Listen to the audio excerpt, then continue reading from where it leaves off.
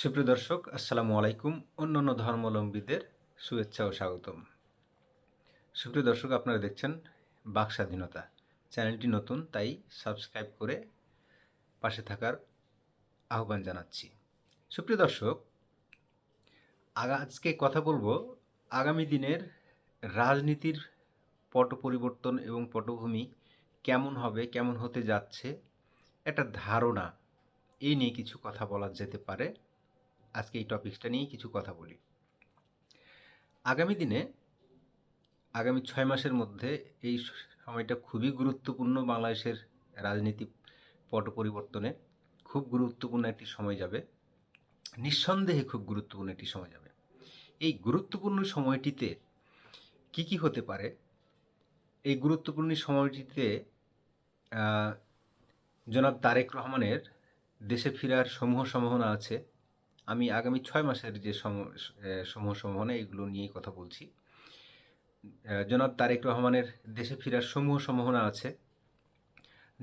জনাব তারেক রহমান যদি বাংলাদেশে আসেন, তাহলে নিঃসন্দেহে বিএনপি আরও দলটি চাঙ্গা হবে এবং দলটির ভিতরের অনেক সমস্যা আমি মনে করি জনাব তারেক রহমান দেশে আসলে অনেক অন্তর্কন্দল দলটি থেকে চলে যাবে বলে মনে করি। আবার এটাও আশঙ্কা আছে যে কিছুটা দলের ভিতরে বা বিএনপির ভিতরে কিছুটা বিভক্তি তৈরি হতেও পারে।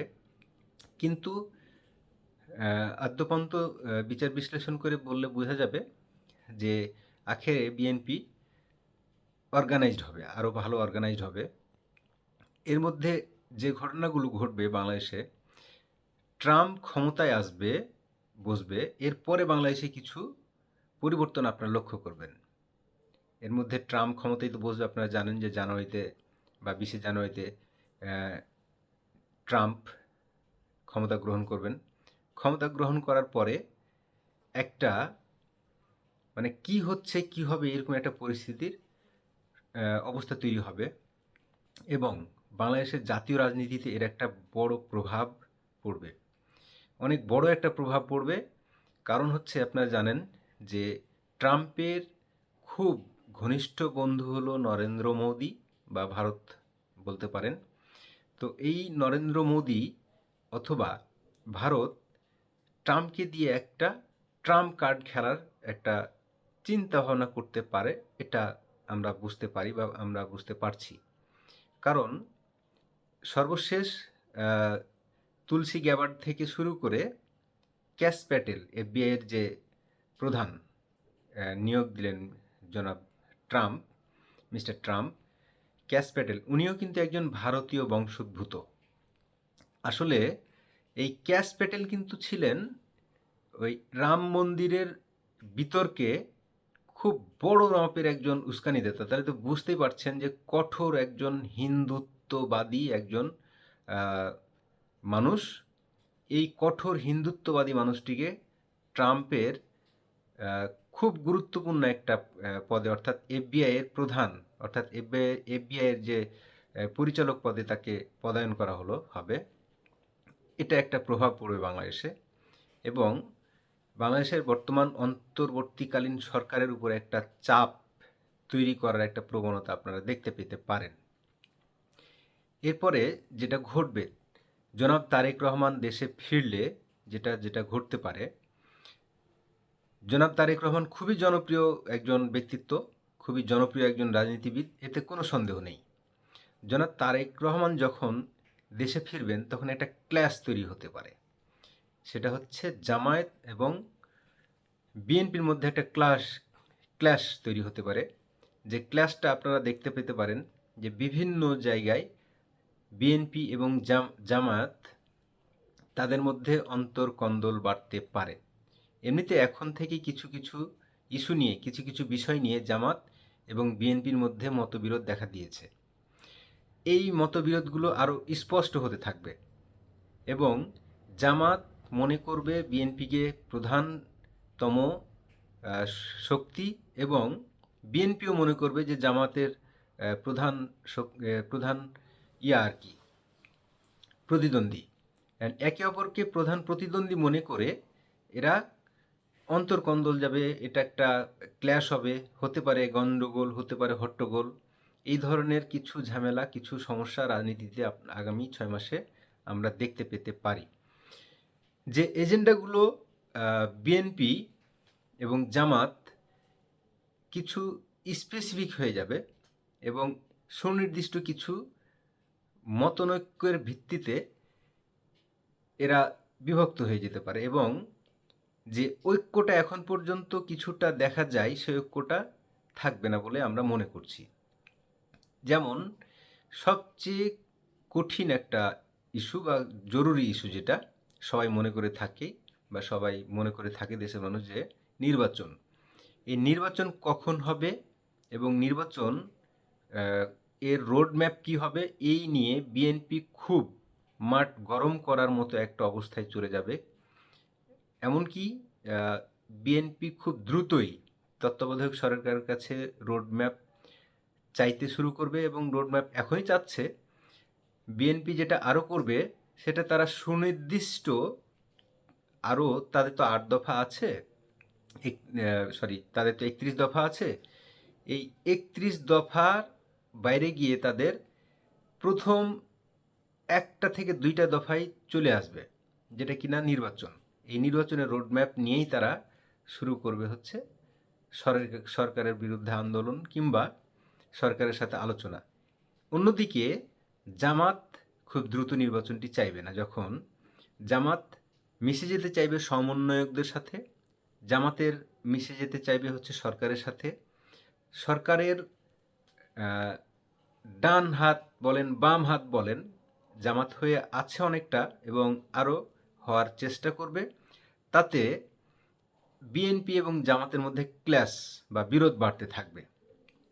আগামী দিনে ক্ষমতার প্রদর্শন দেখতে পেতে পারেন আপনারা। জামাতের ক্ষমতা এবং বিএনপির ক্ষমতা, এটা ছাত্রদল হোক আর ছাত্র শিবির হোক, মাঠ পর্যায়ে তৃণমূল পর্যায়ে এই ক্ল্যাশগুলো আপনারা দেখতে পাবেন এবং তারা বিবাদে জড়িয়েছে এরকমও ঘটনা ঘটতে পারে বলে আমরা আশঙ্কা করছি। আগামী দিনে ভয়ঙ্কর কিছু সংঘাতেরও আমরা আশঙ্কা করছি, যে সংঘাতগুলো জামাত এবং বিএনপি স্পষ্ট থেকে আরও স্পষ্টতর হতে পারে বলে আমরা মনে করছি। এরপরে ভোটকে কেন্দ্র করে বিভিন্ন এলাকায় বিশেষ করে বিএনপির যখন একাধিক নেতা ততোধিক নেতা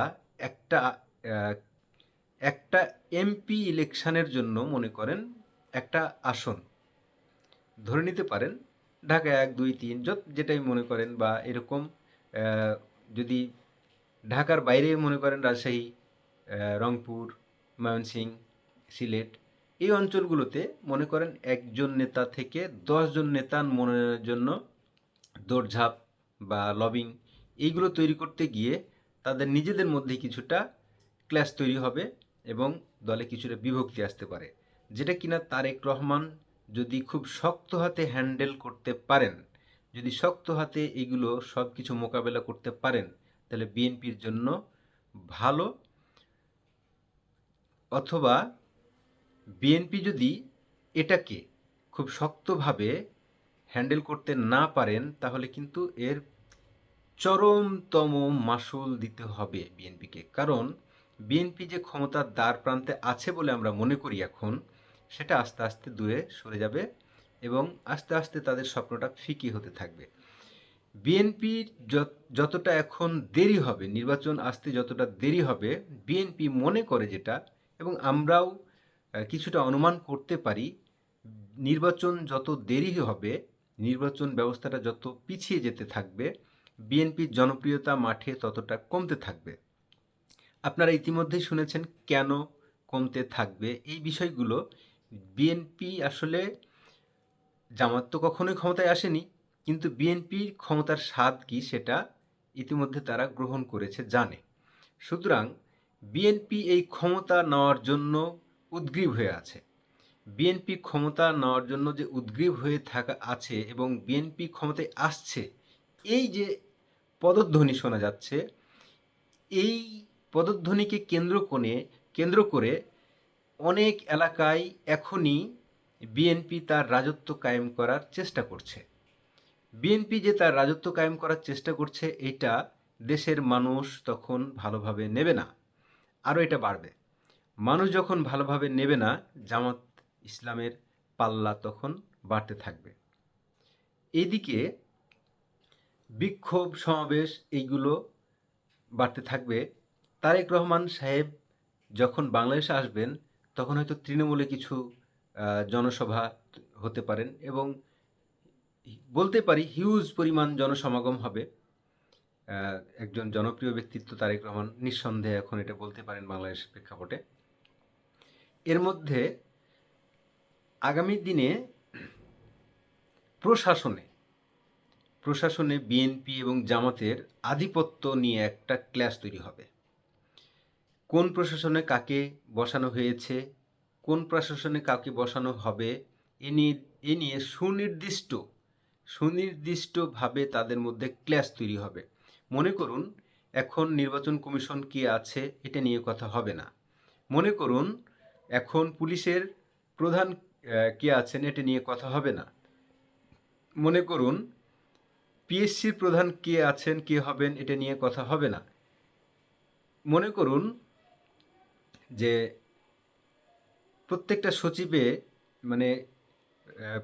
সচিবালয়ের প্রধান সচিব যিনি কিনা মন্ত্রণালয়ের সচিব, কোন দলে বা কোন সমর্থনের কে কজন, এগুলো নিয়ে অন্তর্কন্দল দুই দলের মধ্যে খুবই সুস্পষ্ট হয়ে উঠবে। তাহলে আপনারা বলতে পারেন আওয়ামী লীগের কি হবে? আওয়ামী লীগ যদি নির্বাচন করতে পারে, আমার মনে হয় আওয়ামী লীগ আগামী নির্বাচনে অংশগ্রহণ করতে নাও পারে। আমার ব্যক্তিগত মতামত, যদি আওয়ামী লীগ আগামী নির্বাচন করে এবং সুযোগ পায়, আমার ব্যক্তিগত মতামত হলো আওয়ামী লীগ যদি গণতন্ত্র চর্চা করে যদি নির্বাচনমুখী হতে চায়, আমার ব্যক্তিগত মতামত আওয়ামী লীগকে নির্বাচনে আসা উচিত। না হয় তাদের অবস্থান তারা নিজেরা বুঝতে পারবে না, এবং তাদের অবস্থা যখন তারা নিজেরা বুঝতে পারবে না, তখন তাদের অ্যাকশন প্ল্যান যেটা, অর্থাৎ তাদের কর্মপন্থা সাজাতে হবে কিভাবে, তারা বুঝতে পারবে না। সুপ্রিয় দর্শক, আপনারা কে কি মনে করছেন আগামী দিনের রাজনীতি নিয়ে, আপনারা মন্তব্যের ঘরে লিখতে পারেন। তো আজ এ পর্যন্তই। ভালো থাকবেন, সুস্থ থাকবেন। দেখা হবে অন্য কোনো একটি ভিডিওতে। আল্লাহ হাফেজ।